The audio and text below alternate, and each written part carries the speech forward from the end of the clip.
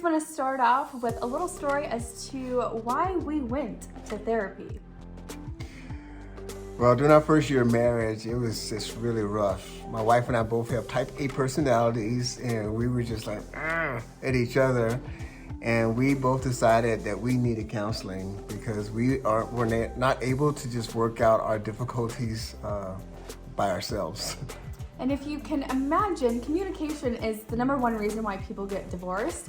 And a lot of times there is just so much language and communication that we can misunderstand one another. We can be impatient with each other. We can be non-forgiving with each other. And so it can be really easy to build up defenses against our partner.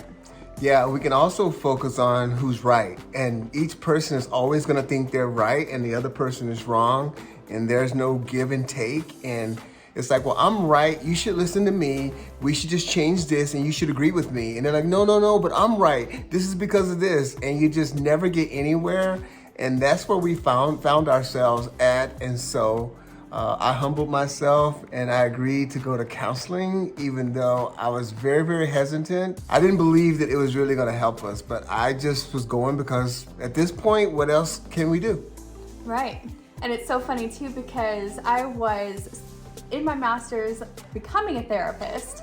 So it's really important for therapists to have their own therapist. And when I realized, you know what, I really do need one for me and my spouse, because we needed an objective opinion to come into the relationship, because if we were to talk to our friends, they would normally side with us, you know, the ones that they're most friends with. Or the one that they're talking to right now, like, girl, you know you're right, he's wrong. And dude, Exactly. I know your pain, man. My wife always thinks she's right too, but when she's wrong.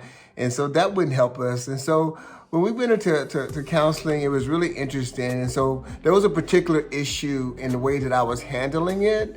And from my perspective, the way I was handling it was right. It was really for me to prove that I'm right.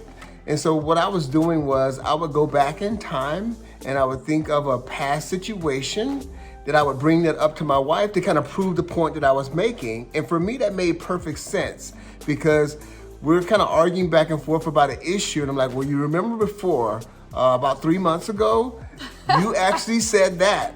Now you're saying something completely different. And so I just was like, felt like I was in this courtroom and I was presenting this evidence to show, hey, I'm the one that's right. You're the one that's wrong, because I have proof from a prior situation.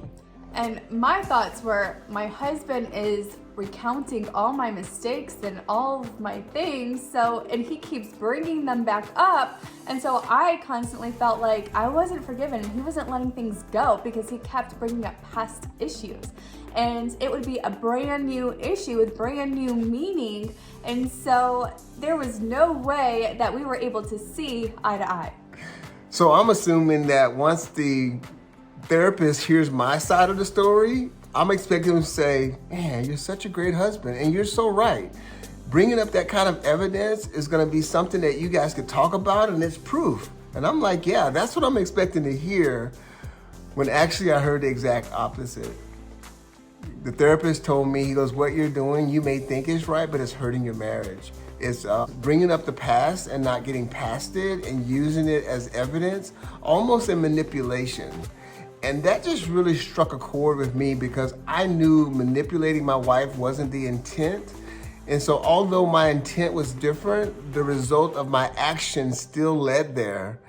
And even though at the time I heard this from the therapist, I didn't think that what he was saying was right, because I still thought the way I was doing things was right. I decided to humble myself and listen to him and heed the advice that he was giving me to stop doing that. So I told my wife, I'm gonna try to work on that, and just whatever the issue is, we're able to talk about it and work through it without me bringing up past situations and bringing that into our current circumstance. And he actually did really well, because there were many other times I'm sure he could have, and he didn't. So it really helped grow in our understanding with each other, because then I didn't feel like I was constantly chastised for my wrongs. Yeah, and also too, it gave me an understanding that in marriage, it's not about who's right or who's wrong. It's about how do we work through the current situation. And so we realized we're teammates. We're on the same team. It's not her side against my side, and we got to prove who's right.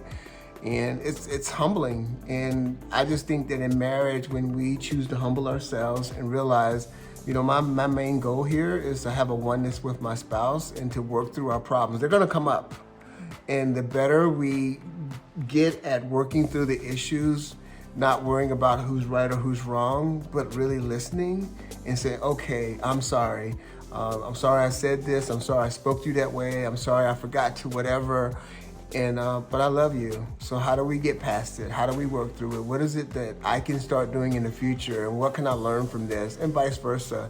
And I just believe once you kind of have that attitude, that makes the other spouse kind of calm down and go, oh, okay, my spouse is actually trying to work through this with me, and they're validating how I feel. Once you're able to do that, then that process of reconciliation and actually working through the issue, man, it just ends up happening through that process. You know, so being with a therapist, we wouldn't have been able to know exactly how to meet each other's need and to continue to be peacemakers in our marriage without that outside perspective. Yeah, and pride would be the thing that would stop any couple from going to counseling. Because basically you're admitting to somebody that you have problems that you can't work out. Newsflash, everybody does. Yeah. Everybody has problems that are difficult to work out. And so the loving thing, the humbling thing to do in your relationship is to seek counseling, even if you're doing good. Yes. Because a counselor could hear your deepest thoughts and tell you some ways that you can make your relationship better. And so I'm just grateful for counselors. I'm grateful for my wife because I just believe through what we've gone through as a couple, it's made her a better counselor. It's also made me better to counsel people as well. And I just think counselors are great. And when we can choose in our relationship to humble ourselves and not focus on who's right and who's wrong, that's the beginning point and the avenue of being able to have reconciliation and being able to grow through the problems you face versus it alienating you and causing you to have so much discontention in the relationship.